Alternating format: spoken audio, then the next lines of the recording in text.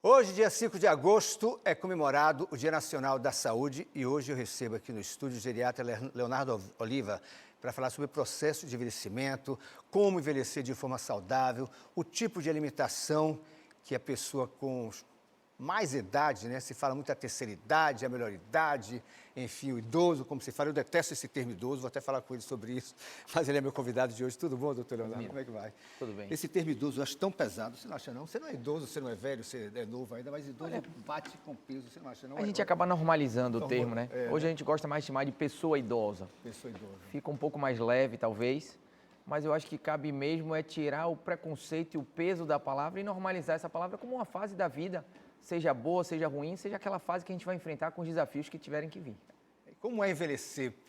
É verdade, você falou uma coisa interessante, o preconceito, né?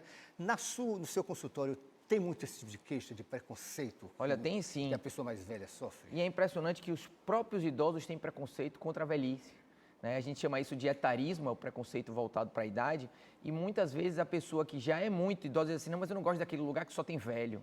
Eu não quero ir naquele grupo porque só tem pessoas muito idosas.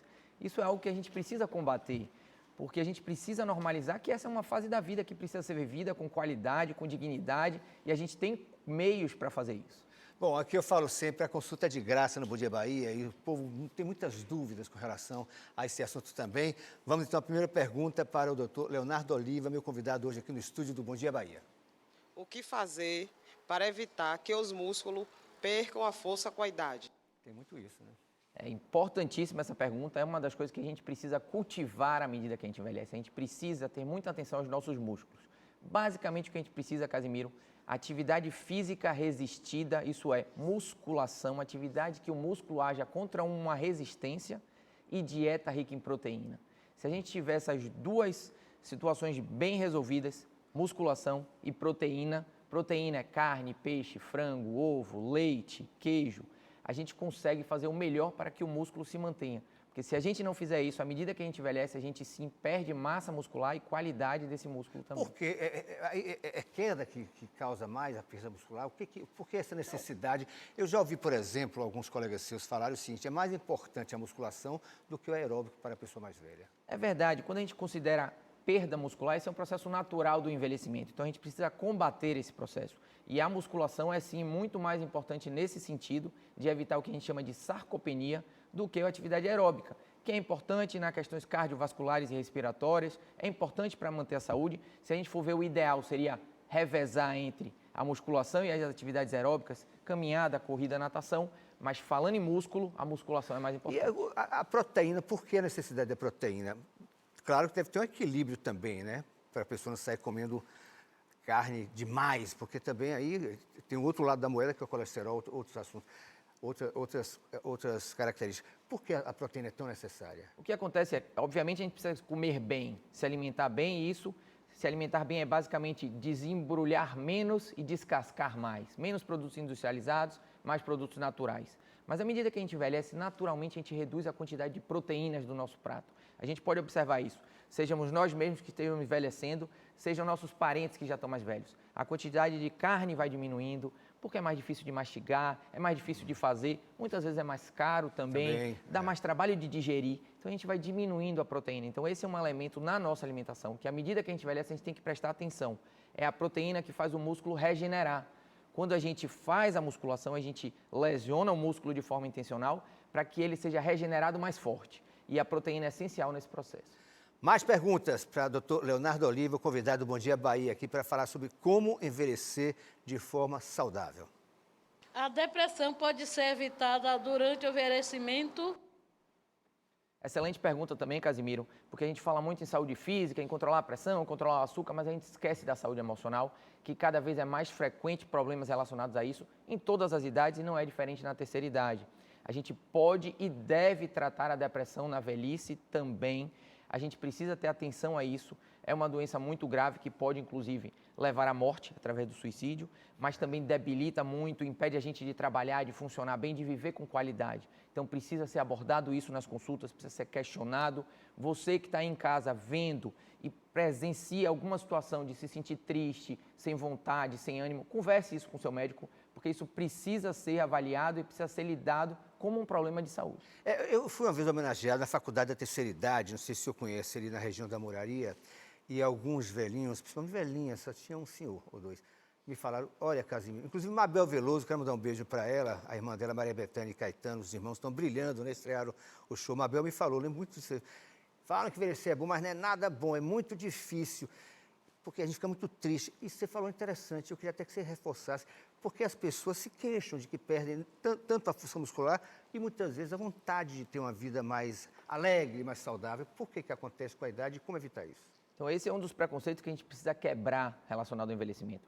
Não é porque a pessoa envelhece que ela tem que ficar triste, sem vontade, sem ânimo, sentindo solidão, medo. Isso são situações patológicas, ou seja, são doenças que a gente precisa tratar.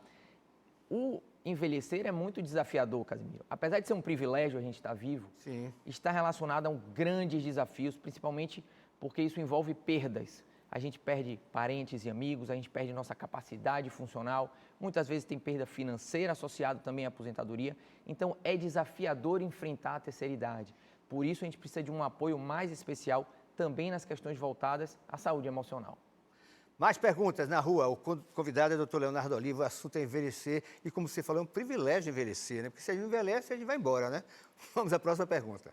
Existe limitação para poder fazer atividade física? Olha, toda atividade física precisa ser avaliada antes de ser iniciada. O que é que a gente tem de conceito básico? Comece devagar. Ninguém está aqui querendo que você saia do sedentarismo para as Olimpíadas, né? A gente precisa começar aos poucos, devagar, olhando para o nosso próprio corpo. Então, se você fez uma atividade física e ficou com muitas dores, ficou com muito cansaço, talvez esteja a hora de começar mais devagar. Mas uma avaliação médica para avaliar as questões, principalmente cardiovasculares, é bem-vinda, principalmente naqueles que têm mais idade e podem já ter algum problema de saúde que limite. Mas tem limite para você começar? Não, de jeito nenhum. Qualquer idade? Qualquer idade faz bem Varia começar. só a quantidade e o nível de exercício. Só a forma de começar, mas em qualquer idade, isso é bem comprovado na ciência, em qualquer idade, em qualquer quantidade de exercício físico que a gente faça, é melhor do que não fazer nada. Aliás, tem idoso, no caso, eu não gosto da palavra, mas é como se fala, não tem jeito, a pessoa idosa, que tem mais força do que pessoas mais jovens. Eu lembrei agora, olha essa senhorinha aí, ó, tá vendo? Está toda alegre, um beijo para ela, ó, que alegria, tá vendo? Isso é bacana.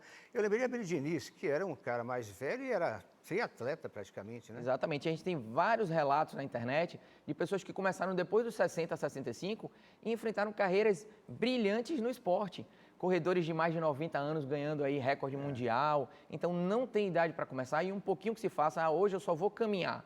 Caminhe 5 minutos, 10 minutos. Na próxima vez você aumenta um pouquinho isso.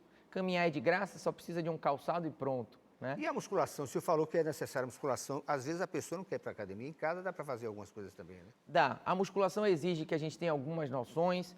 Muitas vezes é importante ter alguém orientando, mas em casa dá para fazer muita coisa. Hoje a gente tem elásticos, o próprio peso do corpo, o peso de elementos da casa, é uma garrafinha, é um saco de alimento. Dá sim para fazer muita coisa em casa também. Mais perguntas nas ruas, o povo quer saber. O assunto é envelhecer de forma saudável. Que bom que a gente envelhece. Repito, se você não envelhece, você vai lá para cima. Vamos à próxima pergunta. A partir de que idade começa o envelhecimento? Olha, a gente começa a envelhecer, Casimiro, por volta dos 35, 40 anos. A gente já começa o processo natural de envelhecimento e é por isso que é importante que a gente tenha escolhas saudáveis já desde essa idade. Faça atividade física, que não fume, que beba pouco ou até não beba, que se alimente bem, que tenha um bom ciclo social e familiar, que busque atividades também de lazer e distração, que controle o estresse, que durma bem. Essas são atitudes que a gente precisa tomar desde os 35, 40 anos para atingir 80, 85, 90 a mais, muito bem. Seguir em frente. Eu vou voltar à questão da depressão, ou da tristeza também. Não vou usar depressão, porque depressão é diferente de triste, melancolia. O idoso é muito melancólico também, né? A maioria das pessoas com mais idade pensam muito no passado, são saudosistas. Qual é o papel da família num momento como esse, principalmente dos filhos, né? Ou das pessoas mais jovens que convivem com a pessoa que tem mais idade? O papel da família é crucial.